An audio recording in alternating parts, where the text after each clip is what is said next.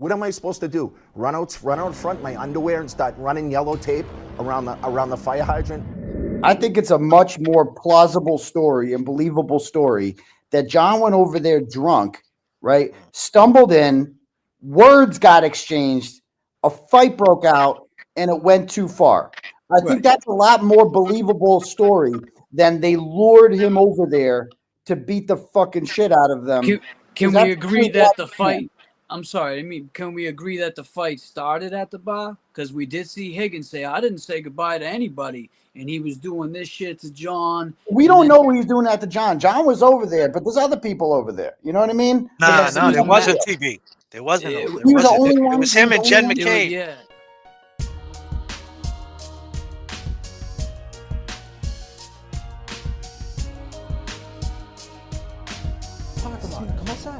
Come outside. And then John did the heel toe. I mean, I've watched that video a lot of times, and I just think there's, I get. You want to watch it right now? Yeah, let's do it. Let's watch it. Yeah, let's go get fucked up at the waterfall. What are you drinking, TB? Go. I love the waterfall. It's nice in there. I like that place. They treat me good in there. Shout out to J.F.K. and James Jackson. Love them. Great stuff there. 39,000 feet.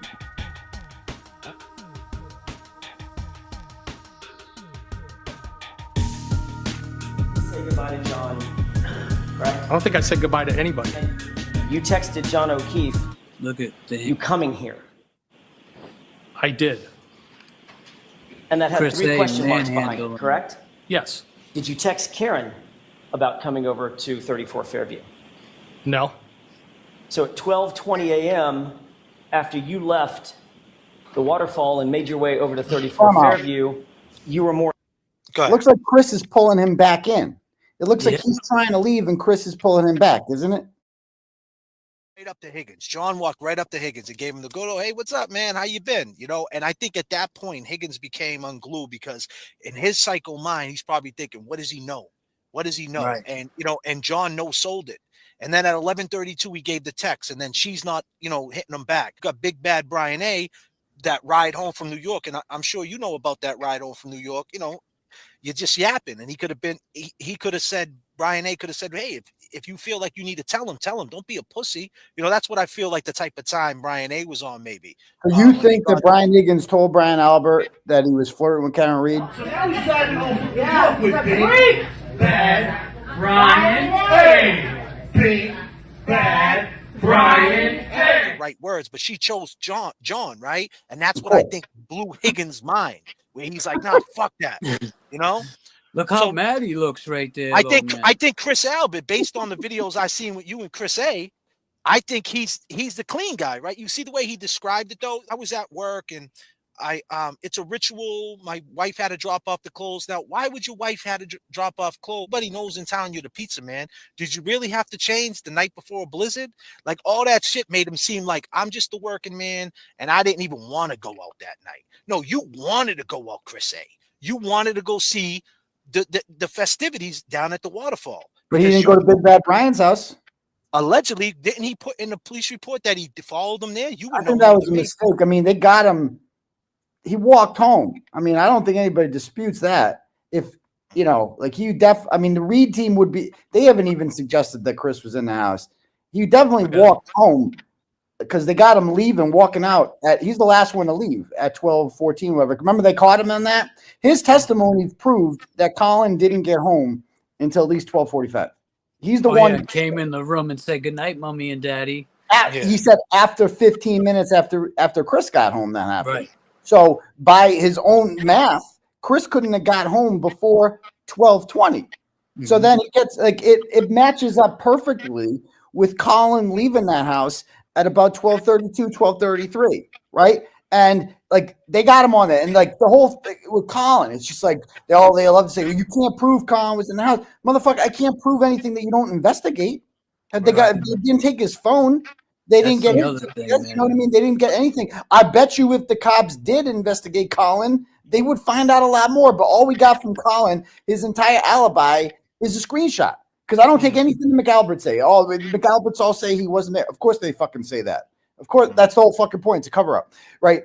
The screenshot of a iPhone message that anyone and the mother knows that you can just delete messages. That means fucking shit. That means absolutely goddamn nothing. That so the fact that you present that and that's the best that you got to prove he's not there only further validates my belief that he was in fact there. Now I don't think if a one-on-one fight, John O'Keefe against Colin Albert, John O'Keefe wins that 10 times out of 10. It's not even a fucking contest. We've seen the Colin Albert fight videos, but that doesn't mean that a scuffle couldn't have happened between Higgins and Albert, Brian Albert and John. And then Colin wants to be the fucking press's fucking uncle, comes over, does something stupid, hits him in the back of the head, pushes him down, and then all of a sudden he's convulsing and they're like, fuck. And they're like, get this fucking kid out of here. Get Colin out of here. Get him fucking out of here now. We'll take care of this. Colin, you're probably shitting his pants off. You know what I mean? Fuck, what I do, And then like, Colin, we're going to take care of this. Just get out of here now. Get out of here now. We got to get you out of the fucking house now. We'll take care of it. Get your ass back here at 3:00 with the Ford Edge and clean up this fucking mess. You know what I mean? Like that. Well, how about Julie though? So you got to think about Julie. So you got to keep in mind too, right? People got to understand about when. So Jen McCabe, out of her words on the stand, she said that when the first initial call that Karen called, Karen said, I don't remember anything, right? I just remember the waterfall, whatever, and I don't remember going to the house. Jen agreed with her. Jen said, oh, really? Wow. Let me hang up with you and call Julie up and see if he walked home with Chris. Right there's a big red flag. Why would you agree with her? You were talking to John on the phone. He showed up there. You seen the truck there. You had eyes She on hung him. up the phone and she said, let me call Julie. Wait, say that again. Say that again. Walk me through that again. All right. So, any conversation do you have with her at that? She proceeds to scream my name multiple times, that John didn't come home. She left him at the waterfall. Just woken up. I was, what are you talking about? And then she, told me that they had gotten into a fight and she left him there. I remembered that Chris Albert had still been at the bar. Maybe John walked home with Chris because Chris lives close to the waterfall. I told her that I was going to call Julie and see if John had ended up with Chris. And what did you do next? I called Julie Albert. Oh. She did not. really? Oh, wow. Damn, let me hang up with you and call Julie and see if he walked home with Chris. So she called Karen back. Karen's biggest mistake that day was picking up that fucking phone again. Because here's the deal. Because peep game. First off the bat, where does Julie live? Who the hell shoveled out her car that morning, right? And then why was she up at 8 a.m, right, during a fucking blizzard? That blizzard meant nothing. Just cutting through the snow, going to Dunkin' Donuts. Donuts. Gotta get donuts from King of France. But you know where she was? Donuts. You know where she was, TB? She was in the fucking Walgreens parking lot. That's where she was. Because the initial thing was they had that window of opportunity, right? Of who's going to find the body during that window, because we need the right cops to be on. That's why your boy Higgins was over there seeing who was on deck. Mm-hmm. And we need someone to discover the body. So, okay, Julie left the party, right? She had the headache. So we'll say you come with the donuts because that's the ritual. I believe this. I believe there's some truth to this bullshit. And she discovers the body. But when Karen made that call, she told Julie, back off, stay down. I got a new plan. Yeah. Let's go. So and then she took him to the house. Julie Albert was the one who was supposed to discover the body. I think so. 8 a.m. Someone had to do it. Someone had to discover the body because they weren't going to keep it. Someone would have to discover it in that window for the certain cops to be there that they can manipulate. You don't want the stadies to roll up other stadies that you don't know. So when Julie Albert got there at 8 a.m., did she testify that she had no idea that John was dead? In a police report, TB, she said that she knew John was dead at 4:55 because she did call Julie. Right. She testified that I knew he was dead. And then she backtracked, drops the donuts off. Oh, by the way, as she was walking out the driveway, big bad Brian A., fucking Donnie Wahlberg's right-hand man, says, Julie, let me talk to you for a minute. What's going on? She didn't notice none of the cars. She didn't notice a fucking a parking lot full of cars in 34 Fairview. Higgins' truck's out there, Jen's truck's out there. Everybody's there. She knows whose car's which. What's going on? Oh, by the way, John's dead. Oh, really? John who? You want the donuts? What type of donuts do you want? What do I do with these? But the weak links in this, I honestly believe this. The two weakest links in this are Julie Albert and Nicole Albert.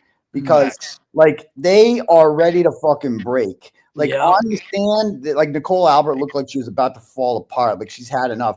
If real police were on this, they could break those two in a second. And that had 3 question marks behind it, correct? Yes. Did you text Karen about coming over to 34 Fairview? No. There's no way. John O'Keefe was placed there. There's no way he was there. And 7 people back. The homeowner, who is a Boston cop. He was talking about Sergeant Detective Brian Albert, a 30-year veteran of the Boston Police Department. The tipster said John had been beaten by people at the party inside Albert's house. He believed that it was Brian Albert who had tuned up John. Could write a book, correct? Yes. Suggesting that both you and Mr. McKay were listening to her interview, correct? We could hear different parts of it, correct? Next text, please. You got to put that in completion. You just met Kerry Roberts. Yep. Why do you love the fact that she's talking shit about Karen? You knew Karen more than you knew Kerry. With not knowing exactly what happened yet, what do you love about it? Like, what does it matter to you? She Like, loves what's it your- taking the focus off of them. Yes, the boys are back in the building. James Jackson, J.F.K. You don't see Karen. Where's Karen's text messages to people? And listen, back to Krosky. Common sense would dictate, right? Disclaimer. Common sense would dictate. Here's the thing, Krosky. If they really wanted to know what happened and they think Karen did it, and they really was in the interest of John, you know what they would have did? They would have called Karen. They would have texted Karen and trip her up and say, Karen, what the fuck happened? Why are they trying to go behind Karen's back to put this case on her? Isn't that what's going on right now? Isn't that what we're seeing? They went behind Karen's back. Karen's getting blindsided. She's waking up 2 days later, cuffed and stuffed in the back of a cruiser. Right? If you really had nothing to do with it, and you really was looking for the interest of John, and you really thought that she did it, and you have proof or whatever it might be, you would have just called Karen. Why not? Come on. Yeah. Isn't that common sense, Krosky? If she pleads out, it will end. If she fights it, it will be an episode. Oh my Who's God. she? I'm assuming that would be Miss Reed.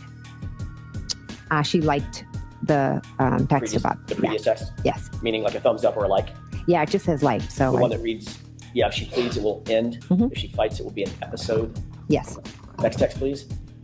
Great friends they were to John. How at 4:35, right, of the same day John died, you're talking about pleading out to a case. Right. Why does normal mothers, normal people even care about people pleading out the cases? Who cares? So you don't even know what really happened. And I mean, so why are you even worried about that? There's nothing in them group messages and them group texts that say, damn, man, what about John's kids?